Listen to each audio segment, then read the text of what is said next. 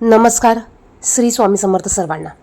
बघा, होळी हुताळणशी पौर्णिमा नेमकी 2 तारखेला आहे की 3 तारखेला. यंदा वर्षातील पहिलेच खग्रास चंद्रग्रहण पौर्णिमेच्या दिवशी आले आहे. हिंदू धर्मात प्रत्येक पौर्णिमेला विशेष महत्त्व असते, मात्र फाल्गुन महिन्यातील पौर्णिमा ही सर्वात महत्त्वाची मानली जाते आणि याच दिवशी अधर्मावर धर्माच्या विजयाचे प्रतीक असलेली होळी पेटवली जाते. यंदाची फाल्गुन पौर्णिमा केवळ होळीमुळेच नाही, तर या दिवशी लागणाऱ्या चंद्रग्रहणामुळेही चर्चेत आहे. ग्रहणाचे सावट असल्यामुळे सण साजरा करण्याच्या पद्धती किंवा वेळेत काही बदल झालेला आहे. बघा, 3 मार्च या दिवशी चंद्रग्रहण आलेलं आहे. ग्रहणाचं सूतक काळ या दिवशी असल्यामुळे आपल्याला कुठलेही सण या दिवशी शुभ कार्य या दिवशी करता येत नाही. मग 2026मध्ये आपल्याला होळी ही 2 मार्च या दिवशी सायंकाळी साजरी करायची आहे. 2 मार्च या दिवशी पौर्णिमा तिथी ही सायंकाळी 5:56 सुरू होणार आहे. बघा, 5:55 ते 56 पौर्णिमा तिथी चालू होणार आहे. आपल्याला संध्याकाळी 6 वाजेनंतर होलिका दहन हे करायचं आहे. त्याचप्रमाणे उदय तिथीनुसार 3 मार्च रोजी ही पौर्णिमा आपण साजरी करत असतो आणि याच दिवशी आपण उपवास करत असतो. तर आपल्याला यावर्षी उपवास देखील 2 मार्च या दिवशी करायचा आहे. ज्यांना सत्यनारायण पूजा करायची असेल त्यांनी ही पूजा 2 मार्च या दिवशी सायंकाळी पौर्णिमा तिथी लागल्यानंतर 6 वाजेनंतर तुम्ही करू शकतात. आता आजच्या व्हिडिओमध्ये आपण अशा काही गोष्टी बघणार आहोत. बघा, जीव गेला तरी चालेल, पण होळीच्या दिवशी आपल्याला ह्या 3 वस्तू कोणालाही द्यायच्या नाही. 99 लोक चुका करतात किंवा 99% लोकांना ह्या गोष्टी अजिबात माहिती नसतात. यामुळे आपल्या घरातील लक्ष्मी ही बाहेर निघून जाते आणि आपल्याकडे अलक्ष्मी वास करत असते. बघा, आपल्याला 2 मार्च आणि 3 मार्च या दोन्ही दिवशी या 3 वस्तू कोणी कितीही मागितल्या, कोणी किती जवळचं असेल तरी आपल्याला या लक्ष्मी स्वरूप 3 वस्तू पौर्णिमेच्या दिवशी कोणालाही चुकूनही द्यायच्या नाही. कारण यामुळे आपल्या घरातील लक्ष्मी ही दुसऱ्यांकडे निघून जात असते आणि यामुळे आपल्याला दरिद्रता येऊ शकते.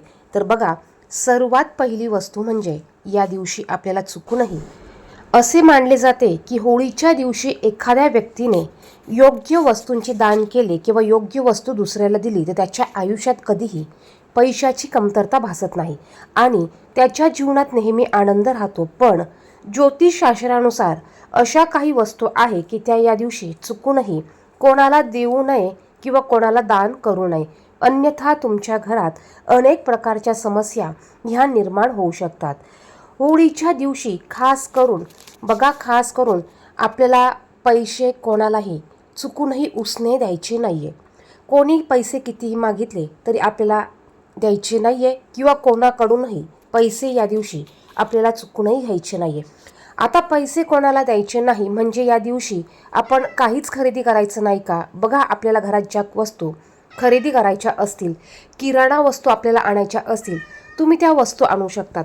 कारण तुम्ही त्या वस्तू पैसेच्या बदल्यात आणत असतात. तुम्हाला उसने पैसे, वापरायला पैसे किंवा कर्ज म्हणून पैसे या दिवशी कोणालाही द्यायचे नाही.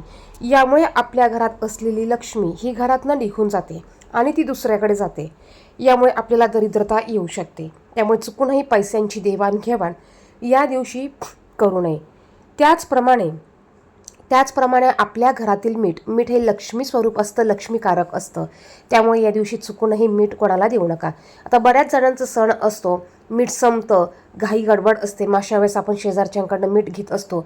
अशा वेळेस आपल्याला चुकूनही मीठ कोणाला द्यायचं नाही. बघा, कोणाला कितीही राग येऊ द्या, परंतु आपली लक्ष्मी ही आपल्याला घरातनं दुसऱ्याला द्यायची नाही. त्यामुळे आपण मीठ देखील कोणालाही द्यायचं नाही. त्यानंतर साखर देखील आपल्याला कोणालाही द्यायची नाही. कोणी कितीही मागू द्या, आपल्याला साखर देखील कोणालाही द्यायची नाही. बघा, या दिवशी दूध, दही, साखर इत्यादी पांढऱ्या वस्तूंचे कधीही कोणाला दान देखील आपल्याला करायचे नाही किंवा कोणाला मागितलं तरी द्यायचं नाही. यामुळे तुमच्या कुंडलीतील शुक्र ग्रह हा कमजोर होतो. पांढऱ्या वस्तूंचं दान केल्याने आपल्या शुक्र ग्रह हा कमजोर होतो आणि त्याचे दोष निर्माण होऊ शकतात आणि हे आपल्या जीवनातील सुख सुविधांमध्ये कमतरता दर्शवते.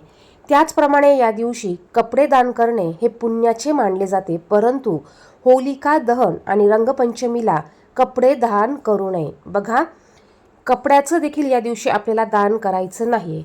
वास्तुशास्त्रानुसार या 2 दिवशी वस्त्र दान केल्याने दान करणाऱ्याच्या जीवनातून सुख, समृद्धी ही हळूहळू दूर होत असते. त्याचप्रमाणे होळीच्या दिवशी कधीही धनदान करू नये. धने असेल किंवा त्याचप्रमाणे पैसे असतील, या गोष्टी आपण दान केल्याने आपल्याला आयुष्यभर त्रास भोगावा लागू शकतो. त्याचप्रमाणे सौभाग्यवतीचे अलंकार, बघा आपल्या पतीचे जे आपण सौभाग्य म्हणून अलंकार वापरत असतो. आता बऱ्याच जणांना सवय असते की आपण आवरलेलं आहे, कुठे जायचं आहे, बाबा मंगळसूत्र सापडत नाही किंवा मंगळसूत्र नाही, मग हिचं मंगळसूत्र घाल, तिचं मंगळसूत्र घाल, बांगड्या देखील मॅचिंगच्या नाही मग त्याच्या घाल. तर आपल्याला आपल्या सौभाग्याच्या वस्तू ह्या चुकूनही कोणाला घालण्यासाठी द्यायच्या नाही किंवा कोणालाही दान म्हणून द्यायच्या नाही. याने देखील नकारात्मकता आपल्या जीवनात येऊ शकते. बघा, होळीच्या दिवशी आपण आपल्या घरातील जेवढी नकारात्मकता आहे ती बाहेर काढण्याचा प्रयत्न करत असतो. घरातली दलिंद्री आपण ही होळीमध्ये जाळून टाकत असतो. त्यामुळे या दिवशी चुकूनही आपल्याला ह्या गोष्टी पुन्हा आपल्या घरात आणायच्या नाही.